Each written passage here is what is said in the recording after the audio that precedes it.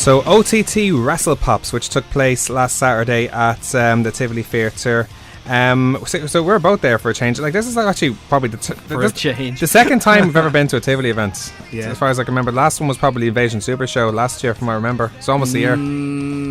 I think so. I think you're right, actually. Yeah. That was the last time I went to a Tivoli show. It's quality, the Tivoli environment. So like, and like, you know, it's been a while as well, because like the Tivoli environment is something else in this. Like, that's why so many big stars come here.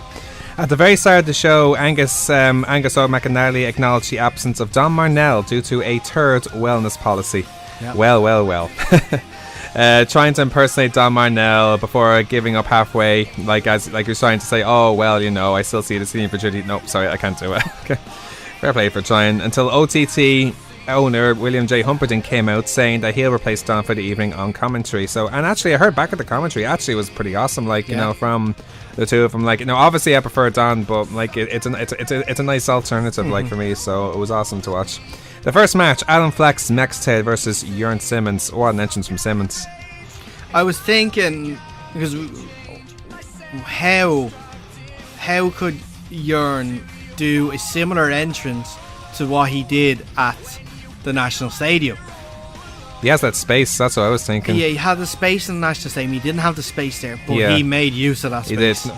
He just stayed at the top of the stage seating area and just rocked out there for a little. Not enough air guitar for my liking. He didn't really do much air guitar. He didn't do enough air guitar. He was mainly dancing with one or two at the stage. He was mainly dancing. Nothing wrong with his dancing. No. But I would have liked some more air guitar, Jörn, just for next time, please. Yeah. Also, you ran out of my size in t-shirts after the show. Oh, really? I wasn't happy about that. Oh, no. I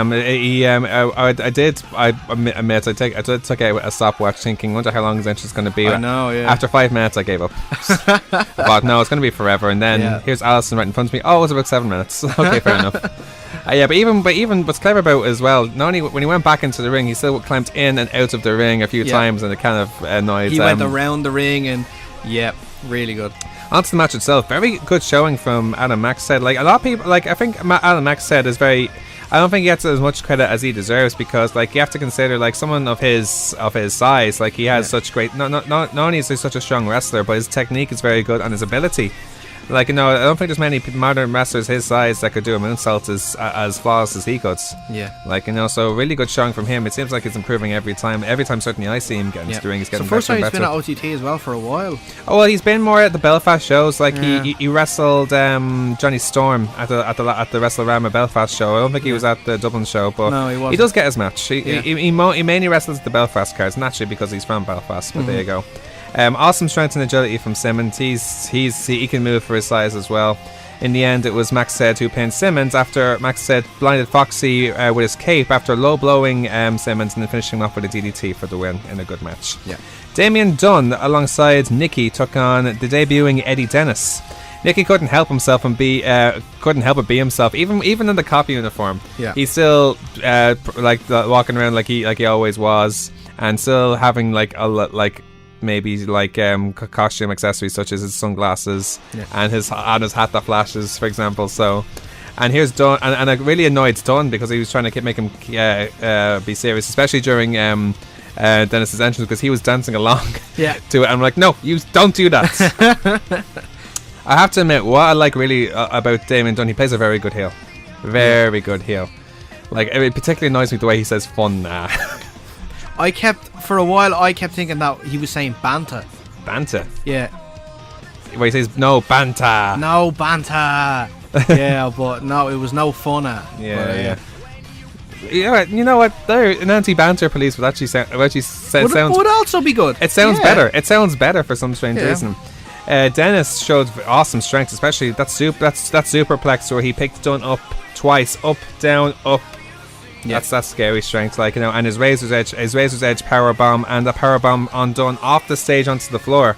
Yeah. So some really good spots in the match. In the end, it was Dennis who pins Dunn to win the match after miscommunication between Dunn and Nicky led to Dennis finishing off Dunn with his elevator reverse DDT. After the match, Dunn blames Nicky for the loss by slapping him in the face before tearing off his black top to reveal his colourful top and super kicking Dunn. So I'd like to see a match between now Nicky and Dunn for the next OTT or one of the OTTs coming up. How long have they been? It was only 2 shows. Was it? Yeah, okay. It was only them two and Bull James. So unless Bull James comes back and teams up with Damien Dunn, and then maybe Nicky finds a partner, even that would be good. Yeah, so there's a lot they can work with that, like, for sure. Now, the Kings of the North, Bonesaw and Damien Corvin, were challenged by 2 Unlimited, Jay and Patrick Salmon, for the OTT Tag Team titles. A new theme song from Kings of the North, made by Tristan Carroll of Toon Sweet, who we mentioned before, did our own theme song for our own show. So I have to admit, like, it's one of these ones where you're like, as much as you like the original theme, it's a very good, it's a good one to replace it with, like, so I enjoyed it. Yeah, it's awesome. It takes a little bit of getting used to. That's the thing. But obviously, after such a good song, can you blame anyone? Exactly. It's pressure on Tristan himself, like, but he delivered. So. I think so. Fantastic song, and I think we'll play it out. I think we should play it out. Yeah, I think so. Sure. Yeah. I know after the last show we had a little bit of criticism for 2 Unlimited. We did. Whether they listened to us or not, probably they didn't, but it was fantastic. It was an awesome match. They almost won the match early with like stereo 450s. Like, they showed terrific athleticism, as they always do. Like, they're incredibly entertaining to watch, but I think they dialed it back a little bit, and they were working with probably the best in the business as well at the moment. Arguably the best tag team in Europe, in my opinion. Like, the only other tag team, the tag teams that are in their level at the moment in Europe are probably Bolo Promotions in ICW and CCK. Yeah, I think they're in the top 3 tag teams in Europe at the moment, in my personal opinion. Unless I'm missing someone, which I don't think I am, but this, I know, and I honestly think that I've noticed the crowd reaction they got, and it was very mixed, like, and which I think is a bit unfair, in my opinion. I know we slated them a few times. Not really slated them, but we were critical. Constructive criticism. Exactly. But you have to understand, like, like a lot of the moves that they did, like, there was 3 moves that were maybe not perfect. Yeah. There was a Hurricanrana that, like, on Corbin, which I think was there was some sort of double team move they did on Bonesaw, and it was that fire carry thing. But I wouldn't be too critical of any of them. Like, if I'm brutally honest, in the end of the day, it's wrestling. Yeah. Like, if they're looking for perfection all the time, like, obviously there's no harm in looking for that, but it's not always going to be perfect. Like, so. Oh yeah, I know, yeah. Like, and these are moves that, like, it's one thing if it's a high risk move, like, where they put themselves in danger, such as that shooting star press, which they did not do in this match. Like, that's high risk where it can result in injury. In this case, it was a different move where it was probably a lack of communication between the 2 teams, like, so in that case, I do not see the point in being critical, or more to the point, not cheer for them as a result of that. It's like, so I just think it's very harsh. I don't know, just trying to put into the view of what maybe the fans are thinking. Maybe it's just a push too soon. Maybe. They're just getting pushed too soon for a title shot. Maybe. It's their 4th match now in OTT. Like, and they've won. But, like, how many matches has let's say, for example, right, Jordan Devlin. Right. How many matches has he gone through now without his last title opportunity? He's never had a title opportunity. He's never had one, actually. Yeah. No, you're right. He's never had one. That's good points, yeah. So there's just fast tracking, just has to be. I'm not saying, like, they don't need to be fast tracked. Like, this, obviously, it would have been the wrong decision for them to win. Oh, absolutely. The result was perfect. Yeah. And afterwards, they obviously they got the respect from Kings of the North too. Very uncharacteristically from Kings of the North. They don't usually show respect for anyone. Like, they didn't show respect for War Machine. It's really high praise from Kings of the North that they would do that to them. Like, Yeah. So, as, like, in my opinion, it was Two Unlimited's best performance since their debuts, like, in my personal opinion. Yeah. Kings of North showed, for me, why they're one of the best tag teams in Europe, and in the end, it was Corvin who pinned Patrick following the Kings of North Codebreaker / German suplex double finisher. I don't know what they call that for the win. Call it class. That's what they call it. Yeah, we'll call it class. Bobby George Jr. versus Zach Gibson.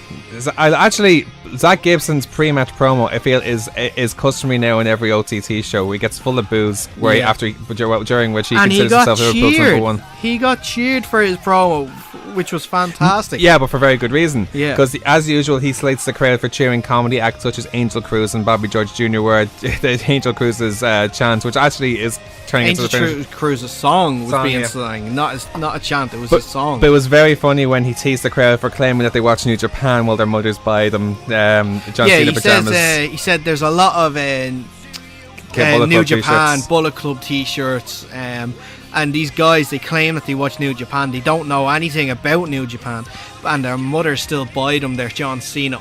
And we're laughing, pajamas. Saying, "Yeah, that's probably true." I was going, "Oh, you can't see me, you can't see me, Zach." So no, it's an excellent promo.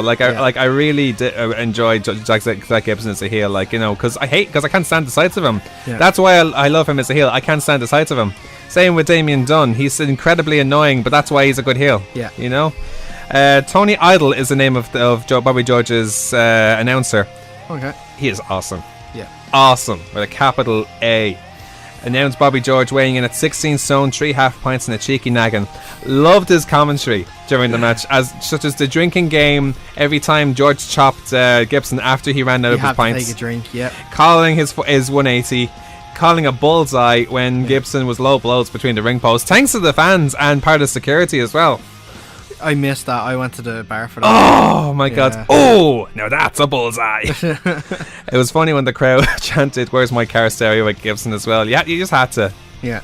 Oh, it's so tempting to make a t-shirt out of that. Great wrestling from both men. Gimmicks aside, Bobby George Jr. is a very good wrestler. Mm-hmm. And him and Zach Gibson, they very, very good technique from the two of them. So it's not just all comedy. It was an awesome match to watch as well. And in the end, it was Gibson who won the match, distracting Foxy by going after Idol in the sides before low blowing George and finishing him off with his Helter Skelter, which I think is like his suplex turned into a slam, and then his Shankly Gates, which is like his reverse arm lock, for the submission. So in a good match, I really enjoyed it. The Angel Cruisers versus Justy and Logan. I don't think Justy goes by Just in Shape anymore. I think it's just Justy now. Yeah. A new theme for Justy and Logan as well. I have no idea where that comes from, because I don't think Tristan claims that. No, it was someone else that did. Yeah. Be Cool almost killed Justy at the start of the match by choking him out. That was pretty good. And then by the end of it was like, that's attempted murder. It seems like all the anger all the anger coming from Justy turning on him, all the delusion from Sammy D turning on, not turning on him, but I said it too soon. From him temporarily breaking up as tag team partners before he came solo. It seemed it came to a head when he was trying to choke him. Yeah. Justy and Logan, look at the members of the tag team. They actually work very well as a tag team. Some of the moves they work very well with them together. So I can easily imagine them, if Kingston North's getting enough momentum where they're like in betweeners, they could easily go for the tag titles. I think that is a stage that they'll have to... Even if it's in Belfast, it'd probably make more sense to do it there. It would, if they were to take the title in Belfast. Oh, that's even better. Yeah. The heat you'd get from that? Oh, gee, my God, yeah. I don't think they've lost in Belfast yet, anyway, so that's my not. Well, they've already lost, probably, I don't even know. They don't lose often anyway. They don't. To my knowledge, they've only lost... My God, so I think only one match, or maybe two matches. I think they lost. No, only one match. That was to losing the titles to Gymnasties last year. It was a funny moments in the match included Angel Cruz jumping into the crowd after a missed Old School and springboarded back into the ring thanks to the help of Team P-Rick. Team P-Rick. Team Prick. Just say. Cruz hip tossing Justy into cornflakes before Justy mocking it by doing cornflake angels, which I thought was brilliant.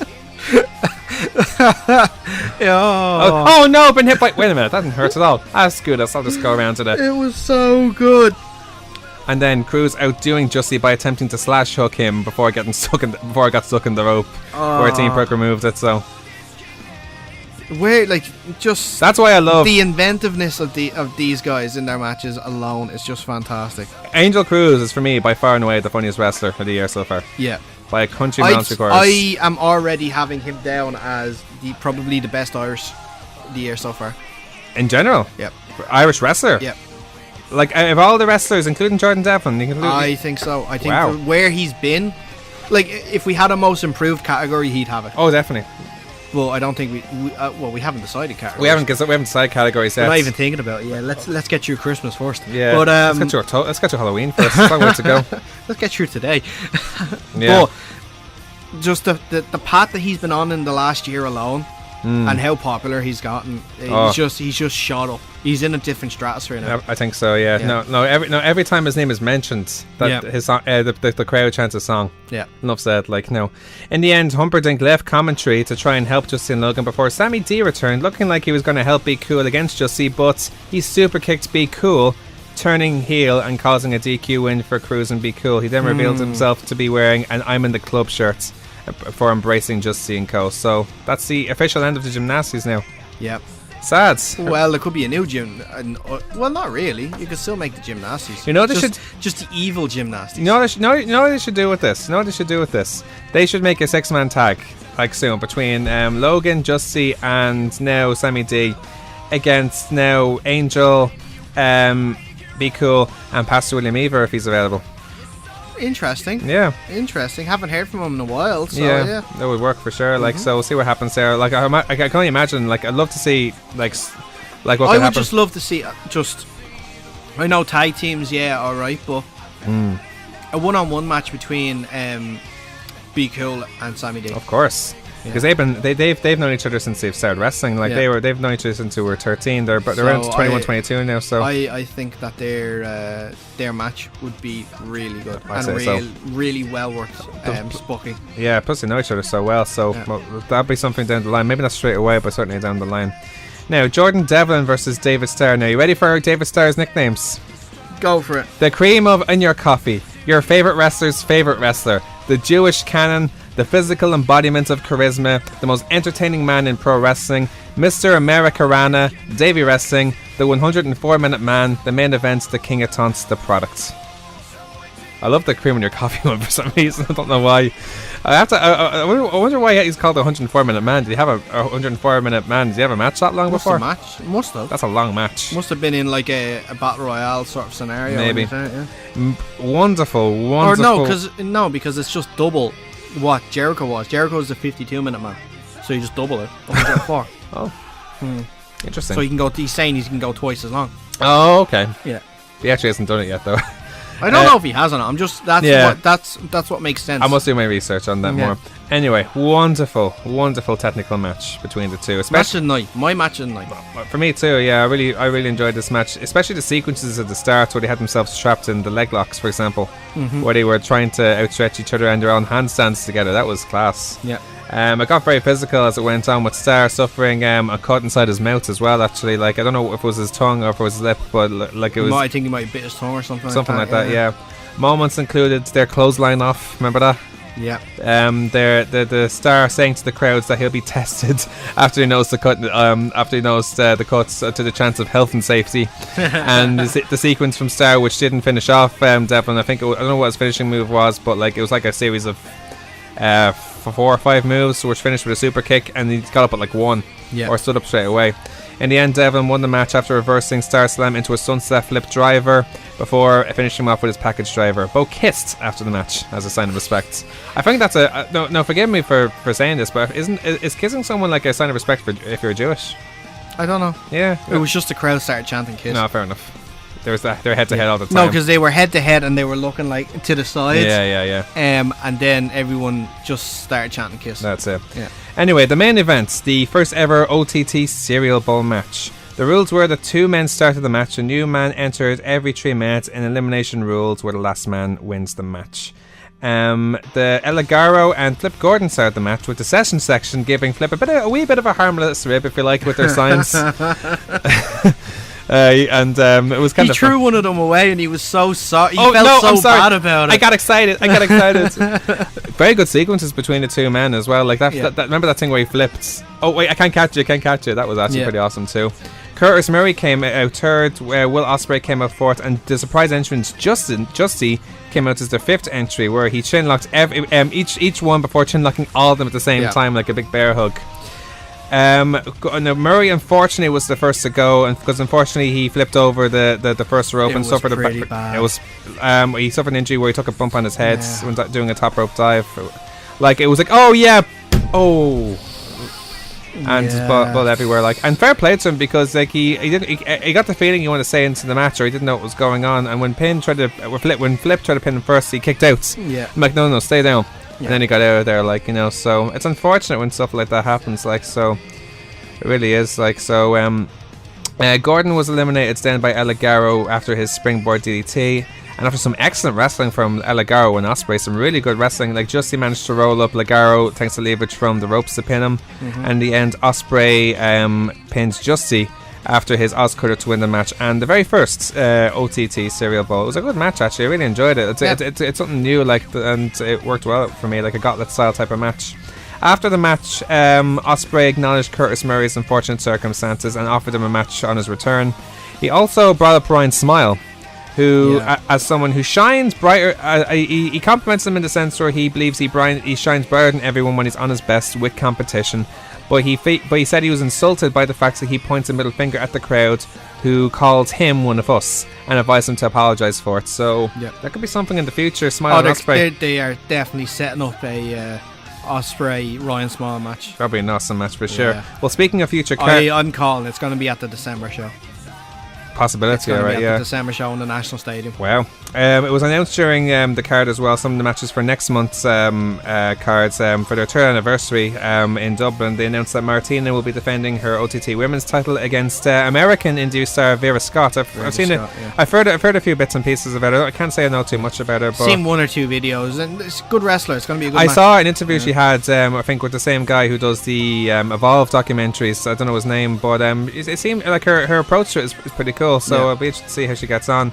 Matt Riddle, who I'm really looking forward to seeing again, will take on Canada's Speedball Mike Bailey. That'll be a very interesting one-on-one match because they both have martial arts backgrounds. And Mark Haskins will defend his OTT title against ACH, a contender in the recent Best of Super Juniors. So he was, he performed quite well in it too. Absolutely. So again, awesome show from OTT. Like, again, never does not deliver. Like, it's always pretty class, like, you know. So it was kind of strange to have an OTT a night without any women's matches though. It was, in a way. Like, it was kind of strange. I don't know, like, it's a shame, like, you know, there wasn't anything in the end, like. I know.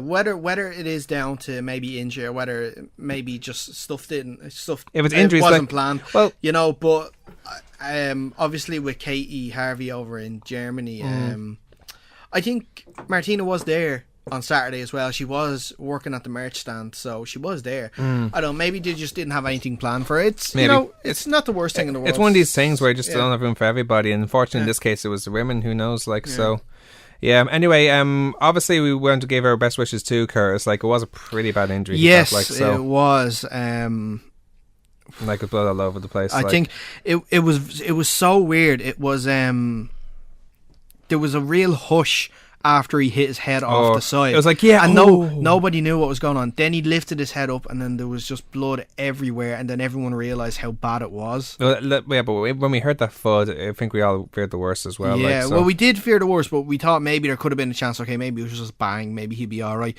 But then when everyone saw the blood, everyone realised it was really bad.